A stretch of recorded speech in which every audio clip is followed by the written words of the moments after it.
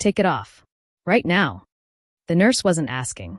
She had both hands on my wrist, staring at the necklace like she recognized something terrible. Something she had seen before. Where did you get this? I said, my wife. She went pale, and I felt my entire world shift in that 1 second. My name is Daniel Brooks. I'm 34.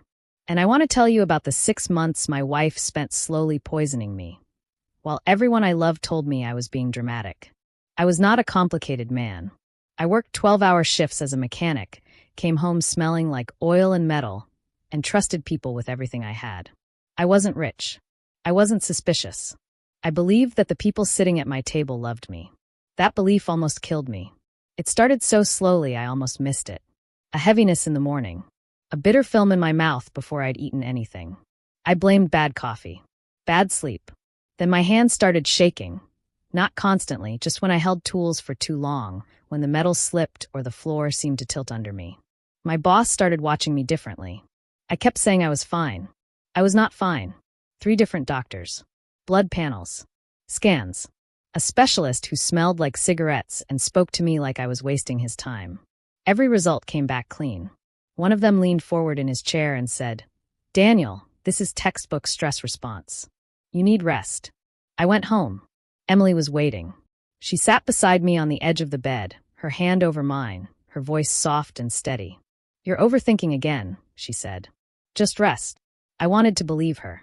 She was my wife. The person I had chosen above everyone else. The person who was supposed to be on my side no matter what. 3 weeks later, she gave me the necklace. It's for protection, she said, placing it around my neck. Her fingers stayed on my skin a moment too long. I want you safe. I remember how warm it felt. The next morning I woke up worse than I had in weeks. The headaches came back harder. My chest tightened for no reason. The dizziness would hit without warning. A sudden shift in the room, like the floor had decided to become the ceiling. I stopped telling people. They'd already stopped believing me. Then one morning at the shop, everything went black. I came back to the sound of my name being shouted across the floor, tools scattered, someone's hand hard against my shoulder. I was in the hospital by noon. Same nurses. Same machines. Same quiet beeping that meant nothing was obviously wrong. I lay there staring at the ceiling tiles, thinking maybe they were all right. Maybe I was losing my mind. Maybe I was weak. Then a nurse I hadn't seen before stopped at the end of my bed. She was looking at the necklace. Did your symptoms start after you started wearing this? My throat tightened. Yes, I said. About 3 weeks after. She pulled it off my neck, not gently. Like she needed it away from me immediately. This isn't normal jewelry, she said under her breath. And then she was gone, taking it with her. That evening, Emily came to the hospital. I watched her face when she walked in. I was looking for fear, for guilt, for something that would tell me I was right to feel what I was starting to feel. What I saw was colder than that. You're embarrassing yourself, she said quietly, sitting down without touching me. Doctors keep telling you nothing's wrong. Why do you keep doing this? She told my family.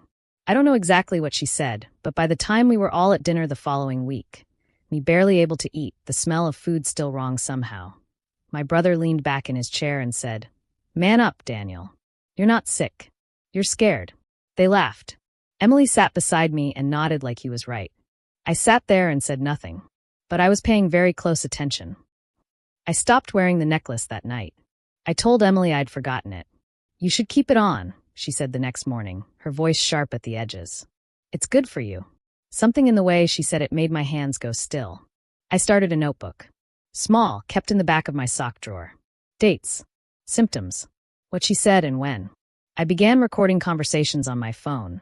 Nothing dramatic, just Emily's tone when she pushed me toward the necklace, the way she redirected me away from second opinions. Why waste the money? The doctors already said you're fine. And I woke up, that first morning without it, without pain. For the first time in 6 weeks. I contacted my father's old lawyer, a man named Collins who operated out of a small office that always smelled like paper and wood polish. He listened without interrupting. When I finished, he was quiet for a long moment. If you're right, he said, we need proof. And we need to be careful. Do not confront her. Let her reveal herself. We had the necklace tested. When the results came back, my hands were shaking again, but not from illness this time. The necklace contained toxic materials. Not enough to kill quickly. Enough to keep someone sick. Controlled. Long-term. Emily grew impatient as the weeks passed. Why aren't you wearing it? I forgot. You keep forgetting something that's supposed to protect you. Her voice had changed. The softness was gone. She had expected me to be further along by now, I think. Further gone.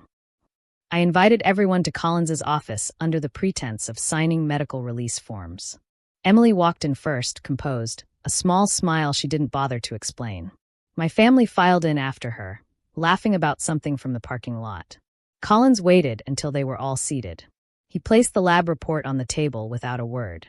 Then he pressed play on the recording. Emily's voice filled the room. He won't last much longer if he keeps wearing it. The silence that followed was the loudest thing I had ever heard. My mother made a sound I hadn't heard before. My brother's face went completely still. Emily stood up fast, her chair scraping back. That's fabricated. He's lying. This is. We have the lab analysis, Collins said. We have multiple recordings. We have the timeline of your husband's symptoms mapped against documented exposure. This is not going anywhere favorable for you. For the first time in all of it, the hospitals, the dinners, the months of being called weak, dramatic, broken, I saw fear in her eyes. I looked at her for a moment. Then I said the only thing I had left to say. You didn't just betray me. You tried to erase me. Nobody laughed. Legal proceedings moved quickly after that. Emily faced consequences that I will not pretend gave me satisfaction, but they gave me something more important. Clarity. My family called with apologies I hadn't asked for and didn't need. My brother's voice was different on the phone, smaller somehow. I listened. I didn't yell. I had already moved on. My health came back slowly, the way health does.